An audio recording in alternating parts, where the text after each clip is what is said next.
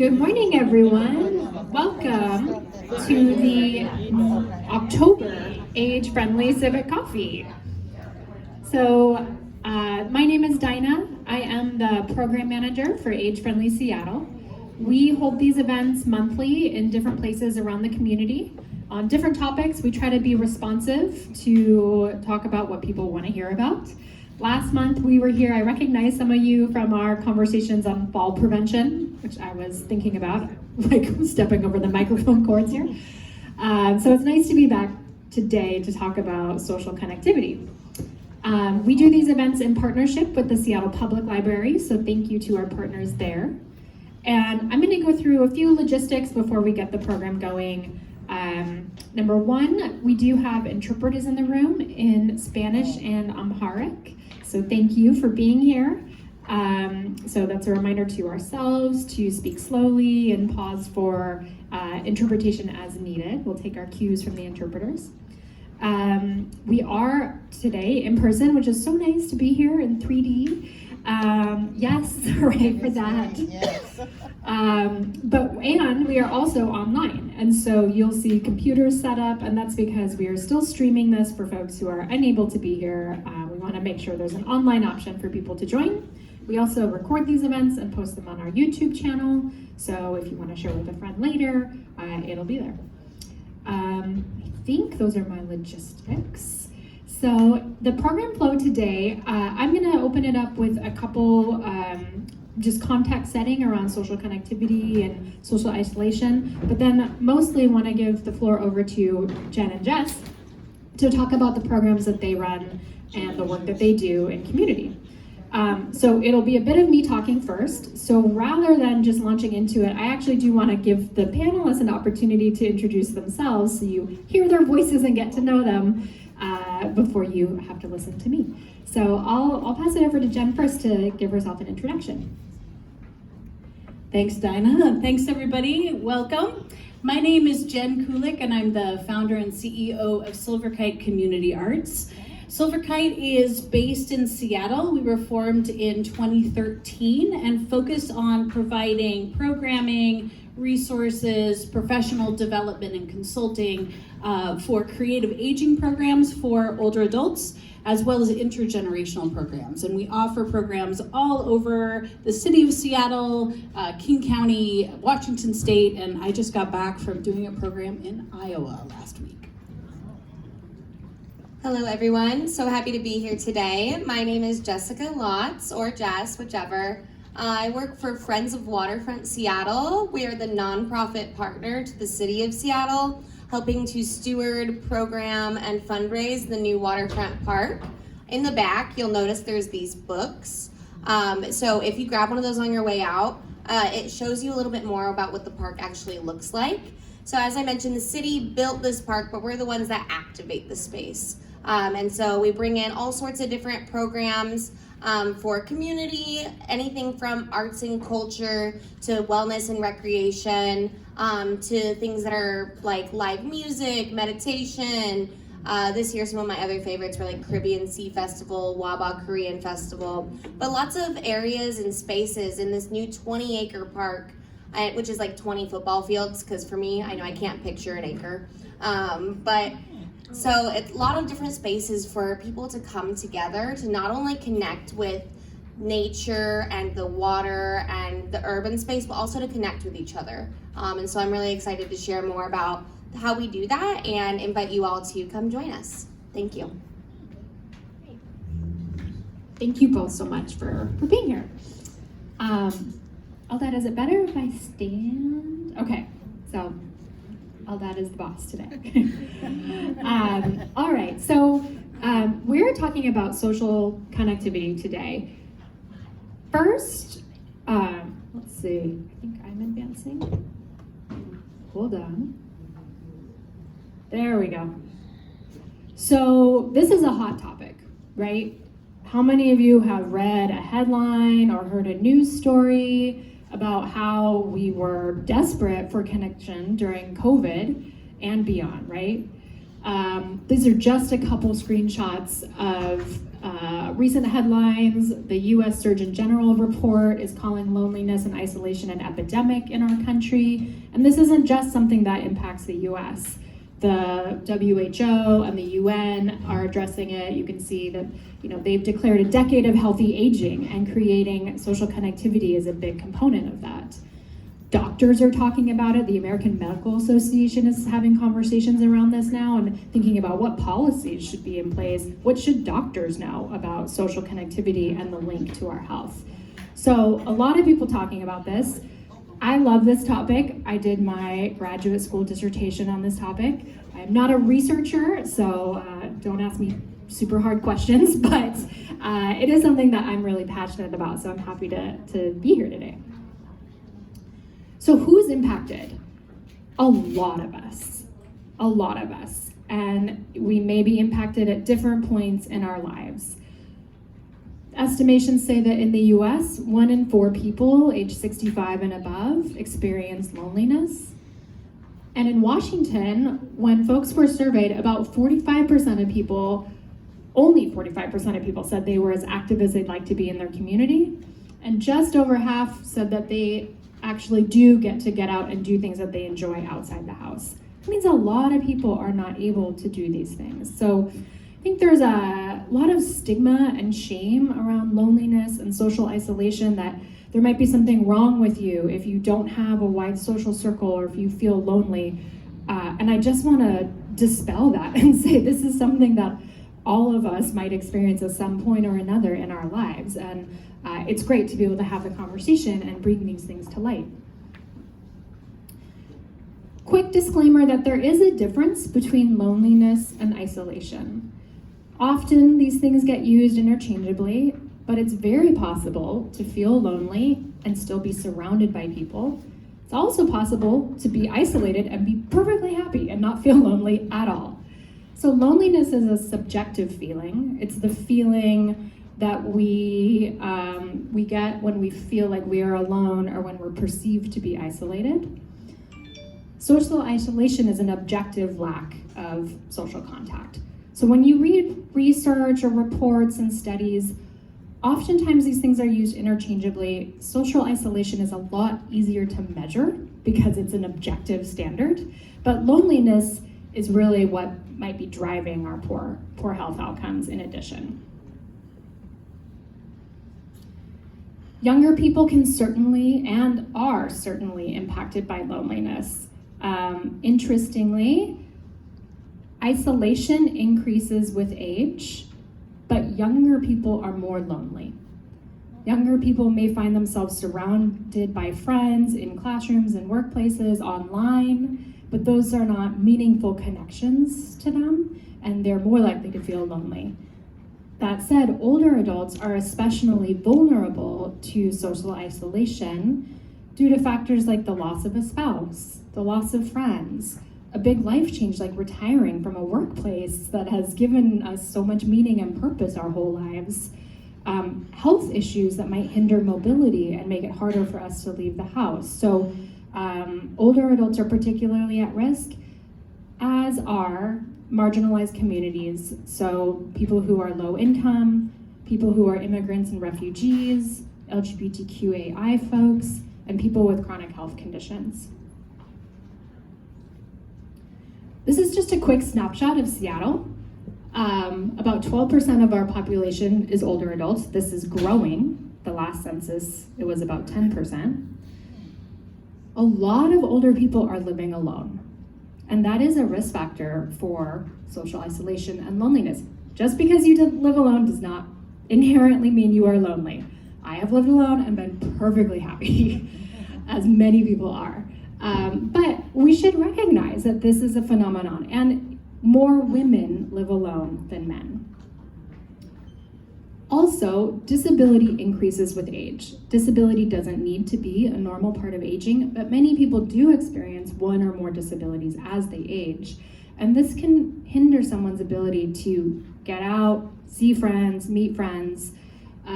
So I do want to recognize that folks who are 75 and above, about 45% of people in Seattle, 75 and above, say that they have one or more disability. So it's almost half of folks. According to the recent U.S. Surgeon General report, chronic social isolation can increase the risk of developing dementia by 50%, which is a lot. And social connection increases our odds of survival by 50%. So let's talk a little bit about other harms to health and then why that is. Social isolation and loneliness have been linked to high blood pressure, heart disease, obesity, weakened immune function, depression, cognitive decline and dementia, and death, as we just talked about. So I have this nasty picture of cigarettes. You may have heard the statistic that chronic isolation has the same health impacts as smoking 15 cigarettes a day. And we've all been trained by now to know that smoking is bad for us. Even if we struggle to stop smoking, we sort of get that message often in society that it's bad for our health. We don't always get the message that social isolation is equally bad for our health. It harms us in multiple ways, through behavioral pathways. So if I feel lonely, I might be less inclined to exercise. I might be less motivated to eat nutritious foods or to adhere to my medication treatments. It impacts us through psychological pathways. If I feel lonely, I might have a reduced sense of purpose and meaning in my life. I might experience more emotional stress and perceive safety threats differently. I've heard a researcher talk about evolutionarily. Imagine that you're part of a small tribe and you are in the hunter-gatherer phase of human evolution, and you get lost out gathering, and you're all by yourself in the woods. All of a sudden, your sense of threat is heightened. Every twig snap you hear is scary. Could be a threat. Could be a cougar, or it could be an enemy person. And so your level of stress immediately rises when you are plucked out of your social group and placed alone. And that level of stress, when you experience that chronically, really has an impact on your body. And so we're learning more about the correlation between kind of chronic stress and trauma and inflammation, which is tied to a lot of chronic health conditions. So that's kind of the physiological pathway. These things actually don't just affect us mentally and emotionally, they affect our bodies. And that can lead to inflammation, it can make our immune systems weaker. And when we're experiencing loneliness throughout our lives, and you've got a weakened immune system, or you're developing chronic illness early in life, what does that look like in your later years?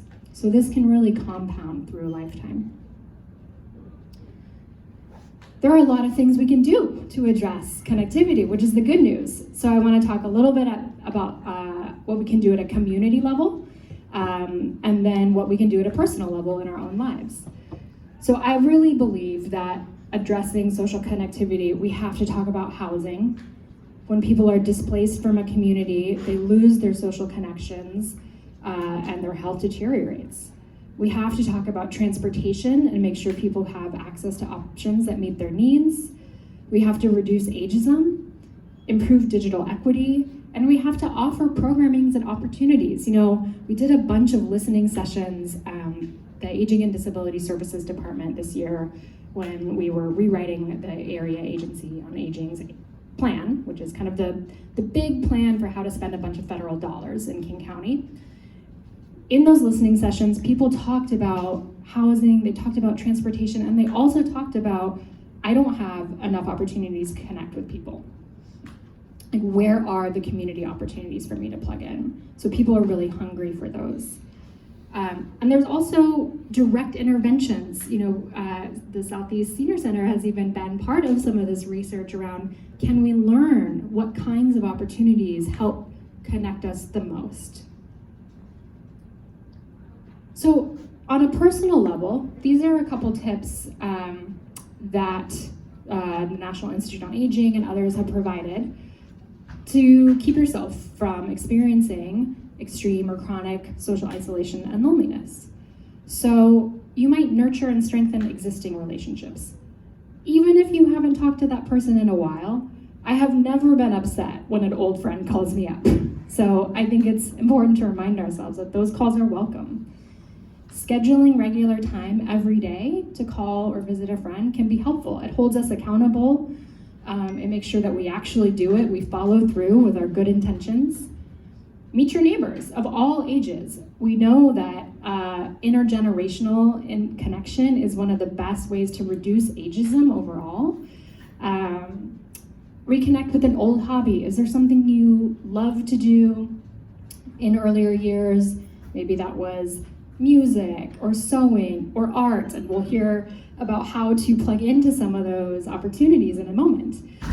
There's a lot of classes, and if you don't know where to start, Age Friendly Seattle is happy to help point you in the direction. The Seattle Public Library is a fantastic resource as well as our panelists. Volunteer. Know your transportation options. If it feels scary to get from point A to point B, that's understandable. It's not easy to navigate the patchwork of transportation options, but there are a lot of options here in King County. So learning them helps prepare you for the moment when you're ready to leave the house and go do the thing you want to do. And then connect with long distance friends on social media. Caveat to this is beware of how much time you're spending on social media, and do those relationships really fulfill you, or are they just sort of noise in your life and you don't really feel connected through those? So I have a quick quiz. I'm just gonna read these quickly and then hand it over to our panelists. These are food for thought for everyone in this room of all ages to think about, are we at risk for social isolation? So if you live alone, and we can send this out afterwards so you can take the quiz for yourself. If you live alone, how often you see or talk to family members and friends? Are you a caregiver? A lot of caregivers are facing isolation. Do you generally have access to transportation? Is it difficult to leave your home? Do you feel that you have contributed meaningfully to this world in whatever way that looks like for you? Do you participate weekly in social activities of some sort? Do you often feel like you lack companionship, or do you feel left out? And then if you imagine yourself having a problem or a stressful situation, do you know someone you can rely on to help you in that moment? Similarly, if you have something really funny to share or an interesting thing that happened to you today, do you have someone that you can call and share that with too? That's equally important as sharing the hardships, right? Sharing the joys of life. And then if within the last year you've suffered a major loss or change. So I know I buzzed through this, you probably didn't have a chance to take this yourself, but I will say that if you experience just a few of these things, chances are you might be at risk and it's time to take some proactive steps. And I think other questions you might want to ask yourself, because their risk factors are, do you have trouble hearing? Hearing loss is really associated with social isolation. It's hard to go out into a group dinner if you can't hear or be heard. Do you face a language barrier? That can isolate people. Do you experience discrimination based on age, race, sexual orientation? Those can be barriers. And do you struggle financially? Life costs money. Sometimes it can be hard to find things to do that are free or affordable. And so this can be a risk factor as well. So with that, I hope I've offered you some food for thought for yourselves to think about where you are on that risk continuum and when it's time to really be proactive. And I think this applies to us at all stages of life. And luckily, we have two great panelists here today who can tell us about some local opportunities to plug into and get connected. So with that, that says sit down. So I sit. So Jen, I think we'll start with you. And we would love to hear more about the Silverkite community, what it does, who can attend your programs. Thanks, Dinah, and thank you so much for that wonderful overview about social isolation and loneliness. Silverkite is really dedicated to bringing our arts programming into the community and having it as available for free as possible to as many people as possible. So as I mentioned before, Silverkite specializes in creative aging programming, meaning we do arts workshops in all different art forms and provide them to the community, focusing our work on folks age 65 plus. And we also do intergenerational programs, which are again open to the public as much as we can do that. So we partner with a variety of different kinds of organizations in the Seattle area to provide our programs for free. And those include the Seattle Public Library, also the King County Library System, and many different community centers, senior living communities, etc. So the way that you can participate in our programs for free is to go to our website, www.silverkite.us, www.silverkite.us. And there is a web page on our website that has a calendar of all of our workshops that are open to the community for free. All of the art supplies that we have for our in-person programming, we bring with us, so you don't have to bring any art supplies with you. And these workshops are taught by professional teaching artists who specialize in the art form that they're teaching in. So you can check that out on our website for in-person programming. And our workshops are really focused on the art of play and inviting people to try something new. And we really focus our workshops in helping folks to connect with each other and themselves as part of the program. So we're not teaching for you to be a master artist, although you might be. You might experience it and want to be, and we can help you find additional resources if that's the direction you want to go.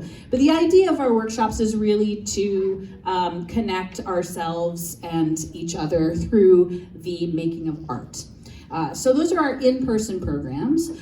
We also have online programs, which we are continuing to offer and will be offering them through 2026. Those are also free and open to the public in partnership with King County Library System, Merrill Gardens Communities, and several other library systems in the region and also in Arizona, if you're down there. And so you can access those workshops for free, and also the recordings of the workshops on our website, and it gives you the password on how to get into the different pages on the website as well. And we're happy to answer any questions if you have challenges finding that information. You can call or email us, and that information is on our website. So all of those programs are offered for free to the community. We also do intergenerational programs, which we have offered in partnership with the Downtown Seattle Association. We recently did one with the Seattle Public Library, and we also have done programming in the Lake City community as part of an Arts for All grant program.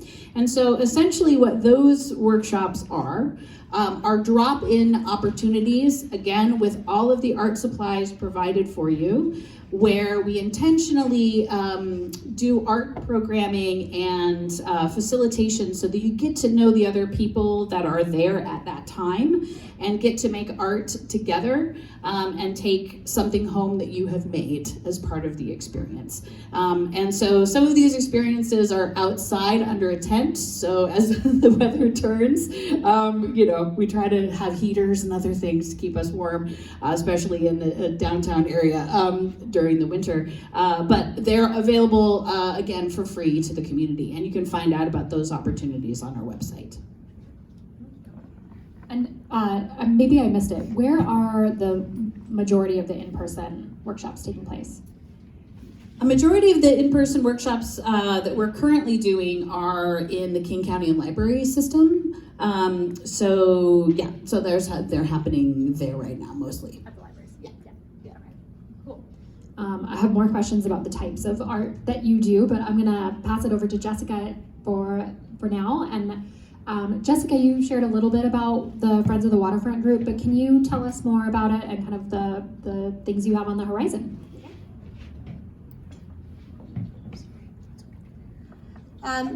So I did already highlight a little bit about what Friends of Waterfront Seattle does, but to dive a little bit more into that, we offer free public programming to the community at large. Last year we had approximately 200 free programs. And I know also when y'all signed in today, there was gold cards being passed out, which means you get free access to the aquarium. So if you want to double down and do both of those in one day and come visit me on the waterfront and go to the aquarium, that could also be a great use of your time.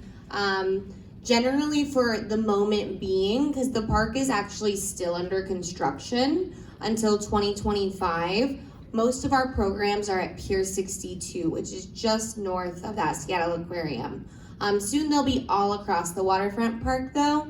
And there's a big variety on what kind of programming that we have, and it is for all community members. And so we have recreation and wellness classes, and some of them are variations on like your typical Zumba class. We have a Zumba Gold, which is a little bit more low impact.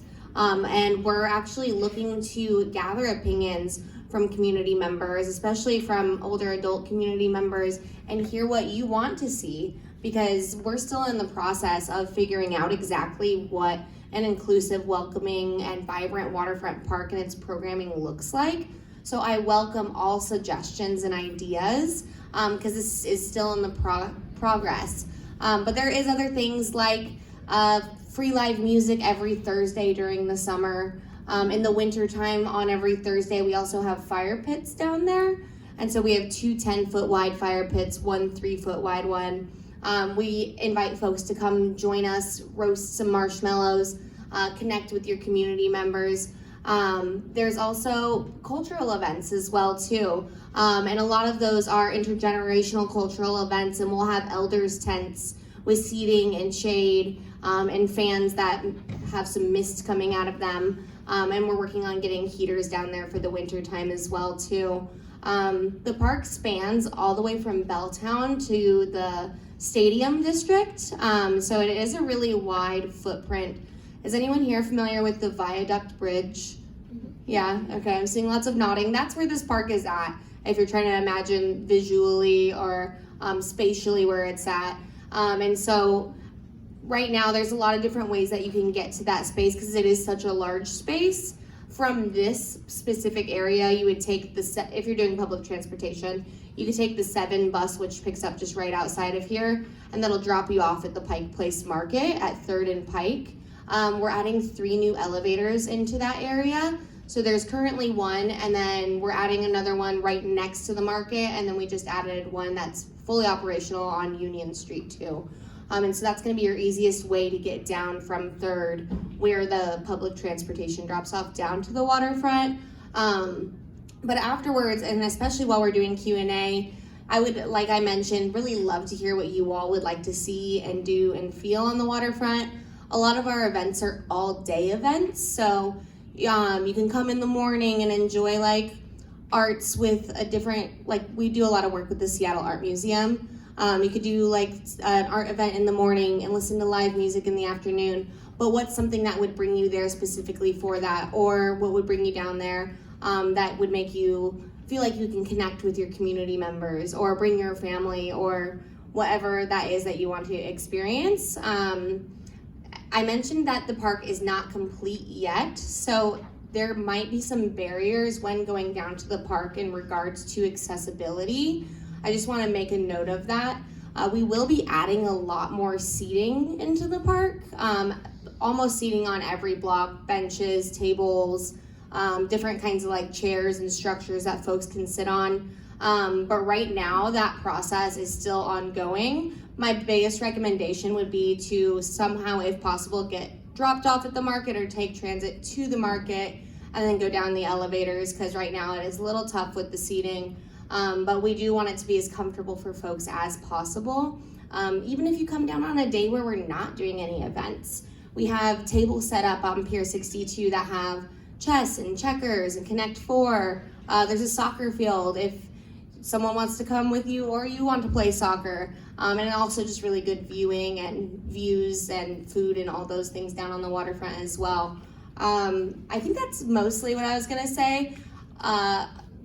One other thing, this is less about events, but just thinking about like park space in general and the benefits that it has on folks. Just being around all of those plants and trees and just community members is good for your mental health as well too. So remembering that when you're coming to this space, even though it feels like urban hustle bustle, because you're like right in the heart of downtown, that once all the plantings are in and it becomes more of an urban green space, that it'll have a really good benefit on your mental as well too. Thank you. And I have to give Jessica credit because we met actually a year ago-ish when Jessica reached out to Age Friendly Seattle wanting to know how, if we had any advice for helping the waterfront programming and physical space be more accessible. And so it's been super, we were so grateful to be able to connect Jess with some experts in accessibility and to see that you guys are really making an effort. So that makes a huge difference. So Jen, you mentioned your art programs broadly, but maybe you can go into a little more detail about what those look like, what types of mediums people work in. And I'll also remind folks, if you have questions, we're in an informal space, so feel free to raise your hand, ask our panelists. We can adjust on the fly, so happy to jump in. Someone else, right? I have a question, Jessica. What time is those, the music on Thursdays, you're saying, in the summertime? Yeah, it's typically, oh, yes, thank you. Typically, the live music is called our Spotlight series, and that is from 6 to 8 p.m. And I will note also, because I totally forgot to mention, all of our events and offerings can be found on our website, which is waterfrontparkseattle.org, which you'll also find on the back of this book here.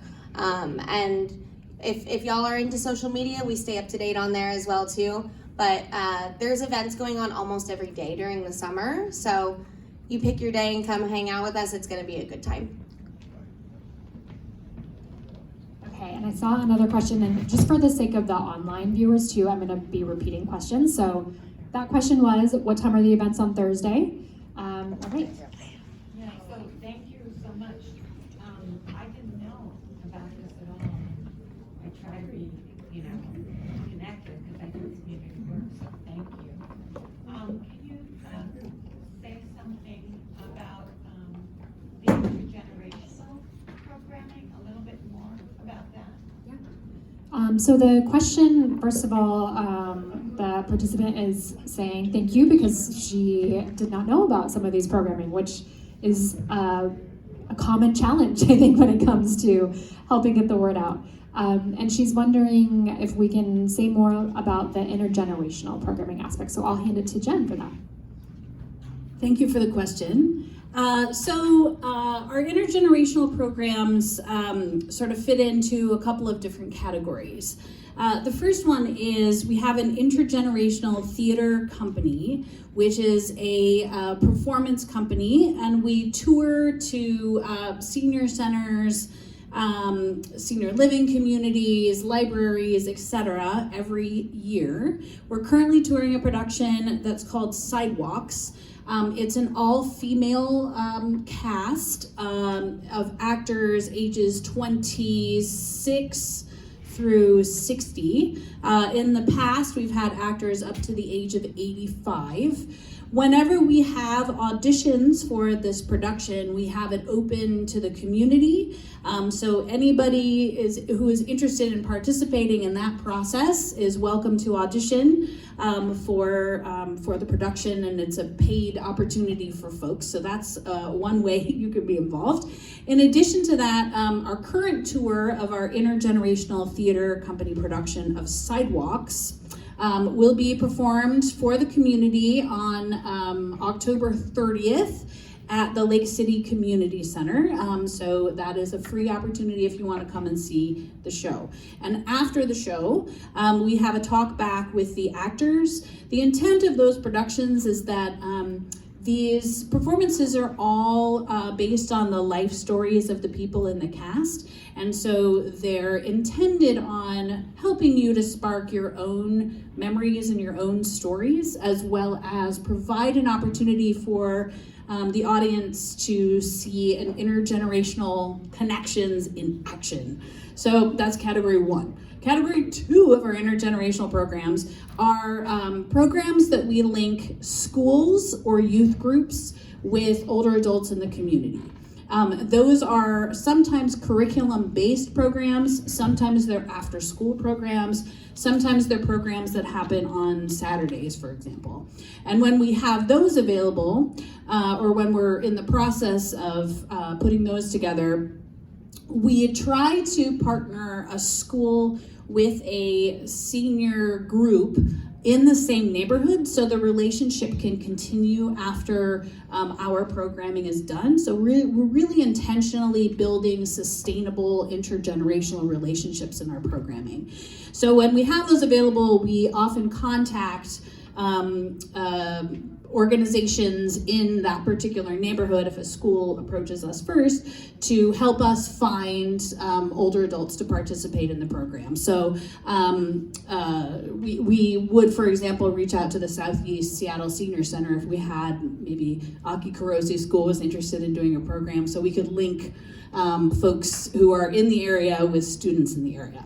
So that's category 2. And then our third type of intergenerational program are those open community programs where we literally pop up a tent and say, come on over, and invite people of all ages to participate in our intergenerational programs.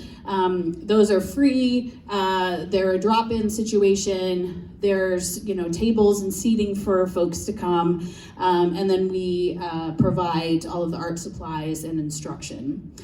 So those are the 3 types of intergenerational programs that we offer. We're currently, I think we're doing about 7 right now, school programs.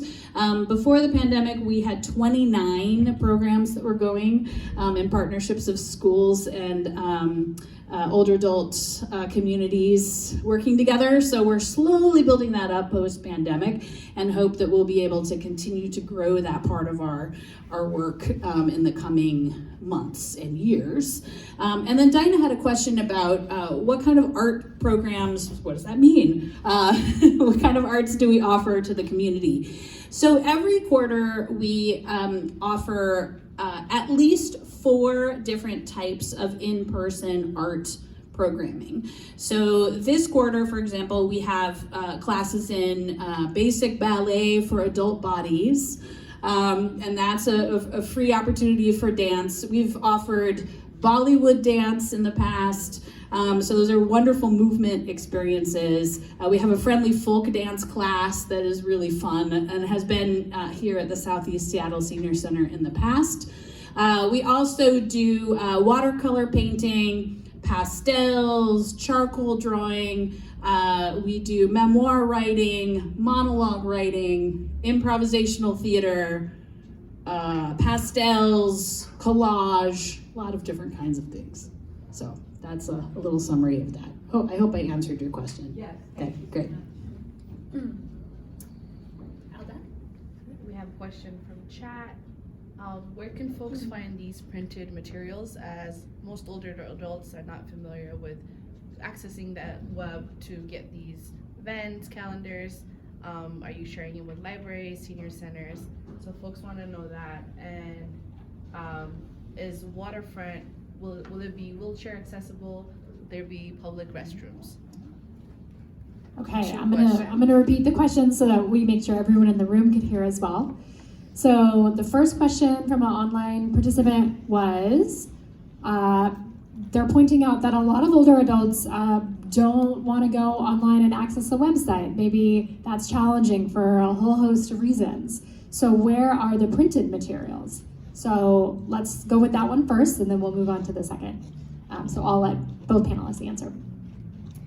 So for us, because we partner a lot with the King County Library System, we do have flyers in those library systems that folks can grab. Our regular online programming for the King County Library System are regularly scheduled on Mondays and Saturdays. Mondays they're held in the afternoon at 1:30 and Saturdays at 10:30. So if you, that's our sort of general schedule, and the library should have a copy of what workshops we have on offer, both in person and online. Great question, and it's actually a bit of a tricky one for us because we don't have our print materials at libraries or senior centers currently right now, but definitely happy to leave some of them here at the Southeast Senior Center, as well as if you know of like a senior center in particular where you would like a drop off, then that's definitely something I'm happy to do as well too. Noting that, you know, as far as for programs for us, we have slowed down a lot for the winter time, just because we call it our shoulder season. It's kind of tough to be outside, even though we have tents and heaters and things like that. But just knowing that every Thursday is when we do have those fire pits too, then we'll probably slow down a bit until spring comes along. But if you have a suggested library or senior center that you would like things dropped off to, please do let me know, and I'd be happy to drop some materials off too. Jessica, they asked, was it handicap friendly? Oh, yes, Yeah. yes. Yes. Yeah, that's important. So I'm Okay. gonna repeat that question Oh, just for okay. the sake, but thank you. No, actually, it was a helpful reminder for me. So before we move off printed materials, I also want to say that, you know, we have gotten Age Friendly Seattle a lot of the same feedback about gold cards. You know, we created a great online discount directory with the help of some UW students. Thought it was fancy, and we were so thrilled with ourselves until we started getting phone calls from people saying, actually, I really want a printed version. So, and that's totally understandable. So we are striving to have both available. So we have the online directory that's up to date, and we also have printed copies that we bring with us to events like this so that you don't always have to go online and navigate. So this kind of feedback is really helpful for folks to hear. That's part of why these events are important for us too, so that we know what people need and we can be responsive to that. Okay, so the second part of the question was, is the waterfront, the physical environment of the waterfront, wheelchair accessible? And I might expand on this. It's under construction, right? And that can be hard to maneuver around. So what, if any, accommodations are being made to help older people or people with disabilities access the space? That is a fantastic question. And so I will note that the park is, yes, under construction. So there's some areas that are not 100% accessible right now without having to go maybe like a block down and go up like a ramp there. But when the park is complete, the whole park has been designed with universal design, and it'll have a lot better ramps than have ever been down there before, really small slopes on sidewalks, and then ramps going up to the market as well too. And then in addition to that, there is during the summertime, and we're hoping to bring it back next year too, also an accessible waterfront shuttle. I'm going to show you a picture of what it looks like here, and I can pass this around afterwards too. It's blue and orange, and there's 7 different stops. And so it picks up in the International District, goes all across the Pioneer Square area and the waterfront up to the Space Needle and back, and that's also free. And so that's also ADA accessible. There is currently one ADA accessible bathroom on Pier 62, and we are also building one across from Pier 56. So kind of near where, like there's like a Starbucks on the waterfront down there, as well as like Elliot's Oyster House. It'll be directly across from there, and that'll be a restroom that is not only ADA accessible, but we'll also have a concierge there as well too. So that'll be nice, just considering the circumstances. for folks to be able to access the restroom as well as the sidewalks. But the park itself has been designed very intentionally to be accessible for all individuals and be inclusive. Our organization, Friends, as a nonprofit, has recently hired an accessibility consultant, thanks to what I learned from me and Dinah's first couple conversations. And so she is helping us to really revamp our programming. But the park has been designed through a series of different focus groups and listening sessions with older adult communities and different commissions and committee members to figure out what that might look like. So I'm really excited and proud to say that the park itself will be very accessible once it's completed. When will the shuttle be available? So the shuttle has closed for the year, right? We had it all year this year, but let's see. This past year, I think it was available from like June till October. And so we can look forward to that next year. We just have to make sure that we can secure funding from the state. But we had so many great reviews from riders this year, which is what we were really looking for, to be able to come back again to talk to Department of Transportation and tell them like people really like this. And it's a must, honestly, on the waterfront too. I have a separate question. Well, let me just, well, why don't you ask your question? Yeah, No, sorry. because it's totally unrelated, so you can finish up with that. if you want. I was just gonna kind of connect it to some of the things we talked about earlier around social connectivity. Like, these transportation options are really key, because you can have the best programming out there, but if no one can get to it, then that's a challenge. So I'm glad to hear that the shuttle will be available. And I have more questions about the accessibility through programming itself, and also about some of the benefits of art. But I want to go to your question first. It's for Silverkites. Is that your name? I'm sorry. Jen. So you had mentioned that you have the in-person workshops, and you often mention Lake City. What's happening in South Seattle? I live in Renton, so I go to the King County Library. What type of in-person workshops do you have in the south? Yeah. So I'll just repeat the question for folks and for the benefit of those online. The question is, what type of programming does Silverkite have going on in South Seattle? We have a bunch of stuff coming up in South Seattle at the Renton Senior Center. Right on. That's awesome. And the Renton Library, we've offered several programs down there. I would have to look at our website again to tell you specifically, but we, within the city of Seattle, we often work in Lake City, but with the King County Library System, we are all over the county providing programming there. And in addition to that, we have worked with, and we continue to work with the Seattle Public Library, and are offering a program at the High Point Community Center coming up here and next. The second Tuesday of the month. Second Tuesday of the month. So that program is free and open to the public at the High Point Community Center as well. Right, keep them coming. So Jen, can you walk us through a little bit, and I'm going backwards a bit to intergenerational activities, but I'm curious to hear your thoughts on what are the benefits of engaging intergenerationally, and then what are the benefits of art, participatory art overall, when it comes to combating social isolation? Awesome. Thanks for that question. So with intergenerational programs, I've been doing research with intergenerational programs for about 25 years, and have looked at the benefits of participation both for adult participants as well as for youth. And we intentionally design our intergenerational programs so it's not one group in service to another, but is both as beneficial to both as much as possible. And the way that we approach that is thinking about the fact that we all have something to teach and we all have something to learn. So having those opportunities to exchange wisdom, knowledge, experience, from youth is really something that's very important to us.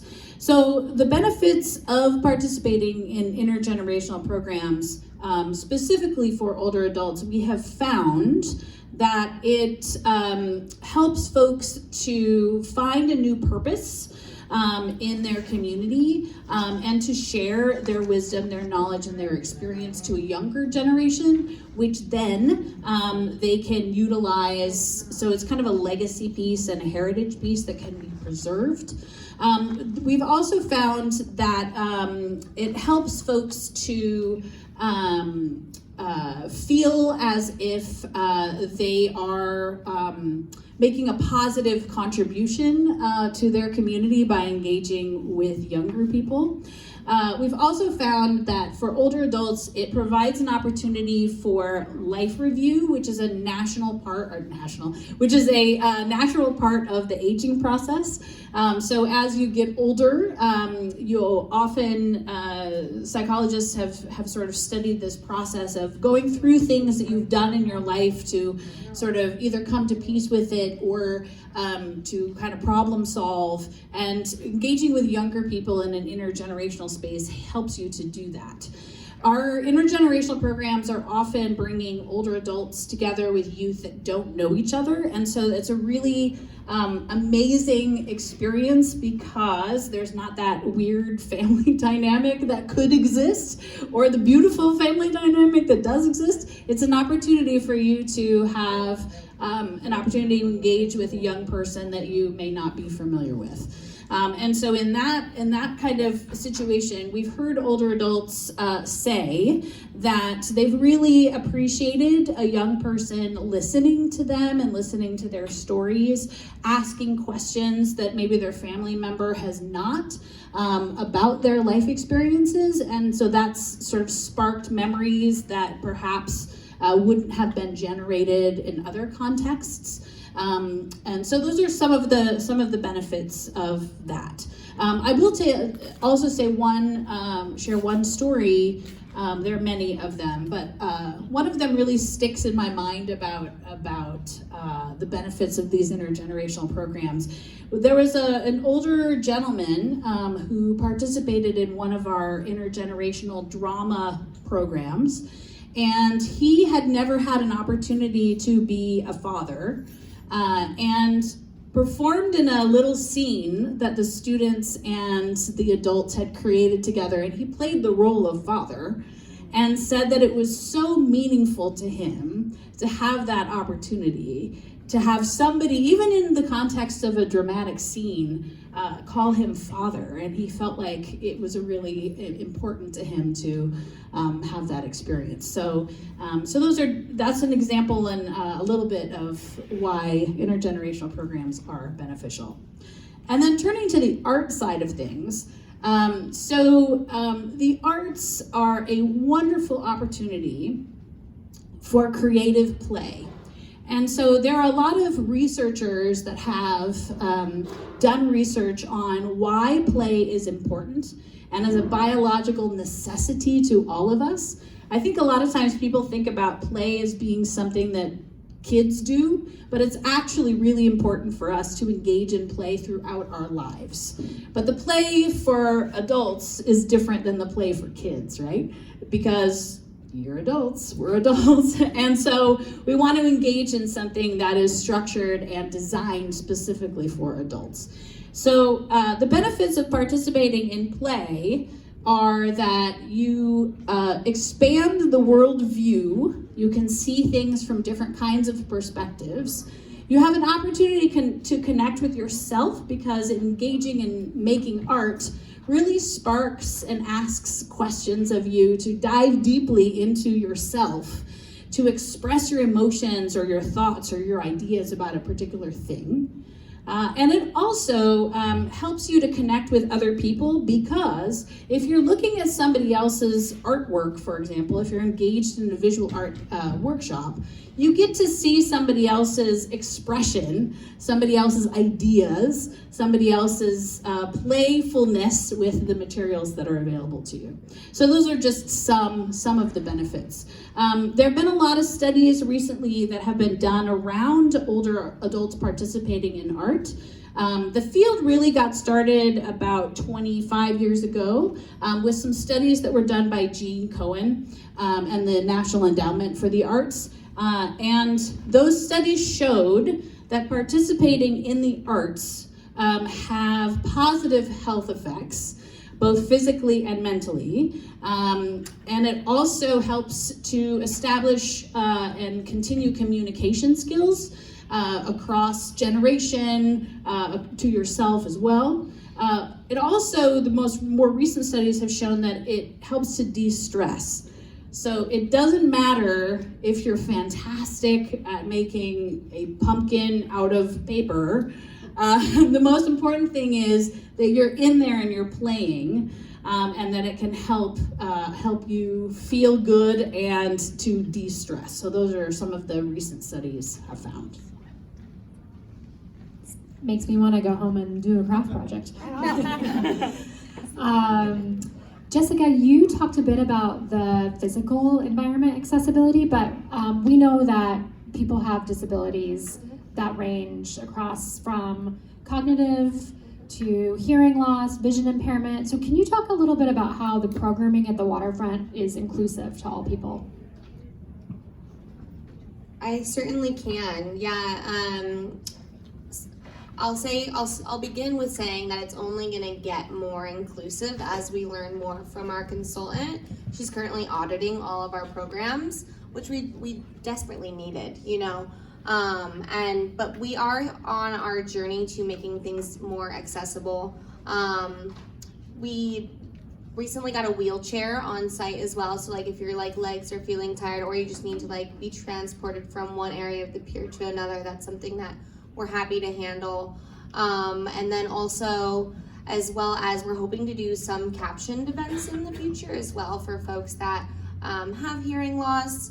Additionally, we have accessibility, they're string backpacks that you can check out at the welcome table on Pier 62, and those include noise canceling headphones if you're sensitive to sensory or high sensory environments, fidget spinners. We have these rice neck shoulder things that are scented with soothing scents like lavender, eucalyptus, etc. We have earplugs as well too, because a lot of our events can get kind of loud and rowdy, even if it's just the amplified sound from the yoga instructor or things like that. You know, we have ways that we can try to limit that a bit, and we're hoping to get a sensory booth too, where you can go into there and have a space that's quiet and dark and not as chaotic as downtown can be sometimes. But we're only hoping to make things more accessible, but that's just where we first started our journey this summer. So stay tuned, and we're gonna have a lot more coming next year as well too. We're hoping to have several programs launched in this year and the following that are geared towards older adults specifically. You know, we like to think that our programs are accessible by all individuals, but we also understand and recognize that, you know, these programs geared towards older adults specifically can be a great way for older adults to come together in community and have something that they can bond over shared interests or shared experiences. Yeah, thank you. So before I ask you both, that time flew. So I'll ask you for your closing thoughts, unless Eldad, is there another? 5 more minutes. Okay, let me know if there's another question online. I would love to know from each of you, what's one thing, one program that's coming up that you're particularly excited about?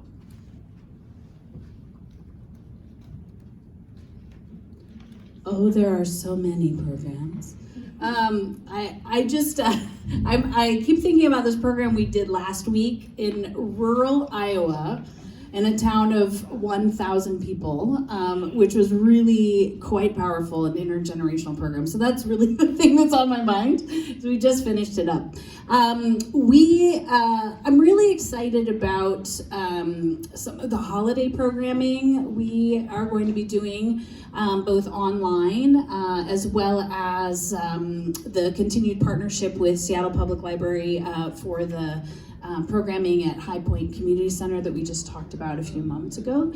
We're always in a process of inventing, and so this is the time of year that we're going to be starting to invent our programs for the beginning of next year.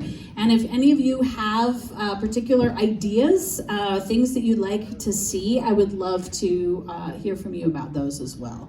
But I will say, there's a program that we're starting this afternoon, I just remembered. So we're doing an intergenerational program monthly, starting this afternoon with an assisted living community, and this is on the east side.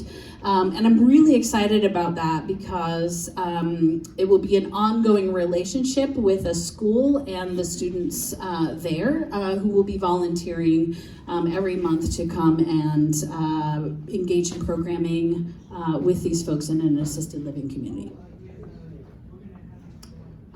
It's hard to choose just one, to be honest, but my favorite program every year since I've been with the organization has been one called Salmon Homecoming.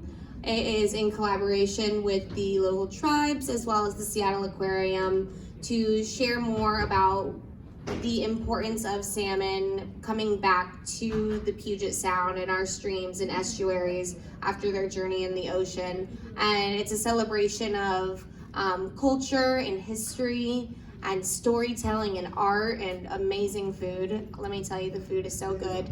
So that's one I really enjoy. But other than that one, because I would be amiss if I didn't mention our waterfront block party that we have every year. And this year was one of our first years that we were able to expand that outside of just Pier 62, and soon it'll be a block party that goes from the stadiums to Belltown with several different food and music pop-up activations all across the waterfront and up on top of the new aquarium and like leading into the market. So really excited to come together with our friends and with our neighbors, with local businesses and community groups to make that happen. Hopefully we can see you all down there. It's a really, really fun time to connect with community. Thanks. Okay, and with that, Dad is either saying we have 5 minutes left or she's saying there's a question. There's a question in the chat. What are some ways that folks can volunteer for your orgs to support older adults and kind of support that intergenerational activities? Great. So the question is, what are some ways that folks can volunteer with these organizations to support the organizations and to help facilitate some of the intergenerational activities that were mentioned? So I will pass it to each panelist, and maybe they can also use that, answer the question, and then just leave us with any final thoughts that you have. Awesome. We love our community, and we would love to have you participate in our workshops or volunteer with us. We're also starting a monthly community arts lab in our office, which is in the Ravenna neighborhood. So if you're interested in that, there's some information in the back about that, as well as bookmarks that you can color. And there are also colored pencils there, so please pick those up if you choose to have them. Just a way for you to engage in the arts as you leave this space today as well. In order to volunteer or partner with us, just contact us. You can call us if that's the easiest thing for you at 360-218-4884. The number is 360-218-4884. And if you are here in this space, there are some cards and other stuff in the back too that you can grab, and would love to have more folks involved. So I just would encourage you to connect with others in whatever way that feels most comfortable to you in those spaces, whether it be with Silverkite or at the waterfront or at your senior center or at the Seattle Public Library. There are so many opportunities in this community, and I feel very proud of being part of a place that really prioritizes combating social isolation and loneliness. So for us, unfortunately, we actually don't have a volunteer program yet, but it is our one of our number one most requested things. And so we are hoping to launch a volunteer program either this year or the next. And likely it'll be welcoming folks at our welcome booth or helping with the programming itself. And then if you wanted to get into contact as well too, my email is just Jessica at, and then this website here, waterfrontparkseattle.org. And so definitely happy to share with you more about events or how we can stay in touch as well. And then in the chat, if you're online, I know that some links are going to be sent out to our different ways that you can stay in touch too, including a newsletter that comes out once a month. And that newsletter will keep you up to date on the latest and greatest. But I think as a closing thought, you know, I just want to share my appreciation for allowing us to be here in this space today and to connect with each other. You know, this is one step towards combating social isolation, is just us showing up and being present here today. And I hope that I get to see you in the future and that we can show up together at the park or at Silverkite or wherever it may be, so that way we can continue to make those connections with each other, with community, and with ourselves too. Thanks. Yeah, thank you to both of you. You are doing such amazing work, and you made me a little more proud to live here, so thank you. I definitely plan on checking out a bonfire on the October 30th production of Sidewalks. So thank you again to the Southeast Seattle Senior Center and Jamie, and thanks to SBL, Age Friendly Seattle, and especially to our panelists and to all of you for showing up today. So we will see you next month.